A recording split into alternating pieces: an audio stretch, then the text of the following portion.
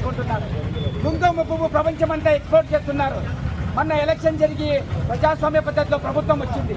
వీటన్నిటికీ చెడ్డపాటు తేవాలని, భారతదేశం ప్రపంచం దృష్టిలో కిందకు రావాలని మీరు చేస్తున్న చర్య అమానుషమైన చర్య. అన్ఎంప్లాయ్మెంట్ అంటే నిరుద్యోగంలో 160వ స్థానంలో ఉంది పాకిస్తాన్. అక్కడ శాంతి భద్రత లేదు. అది ప్రజాస్వామ్యం లేదు. మిలిటరీ ప్రభుత్వం ఉంది. వాళ్ళలో ఎవరు వచ్చినా కూడా మిలిటరీ వాళ్ళే రూల్ చేసేది.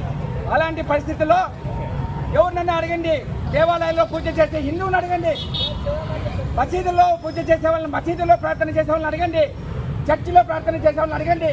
యా మతమైనా టెర్రరిజాన్ని నేర్పిస్తుందా? నేర్పిదే.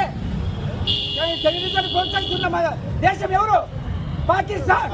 అది అందరికీ తెలీదా? మేము ఒక్కడే అడుగుతున్నాము.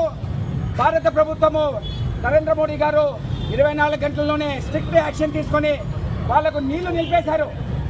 వాళ్ళు తాగుతున్న నీళ్లు మనం భారతదేశం ఇస్తున్న నీళ్లు. వాళ్ళకు భూమి ఇచ్చింది భారతదేశం, వాళ్ళకు నీళ్ళు ఇస్తున్నది భారతదేశం. కరోనా టైంలో వ్యాక్సినేషన్ ఇవ్వలేదా? మానవత్వానికి ప్రతీకైన భారతదేశానికి ఇలాంటి చర్య చేయడం అమానుషం. అప్పుడే యాక్షన్లు మొదటైనా నీళ్లు నిలిపేశారు. అటల్ బిహారీ వాజ్పేయి బార్డర్ నిలిపేశారు. వాళ్ళకి బార్డర్ లేకపోతే వాళ్ళకి రేట్లు పెరుగుతాయి. తర్వాత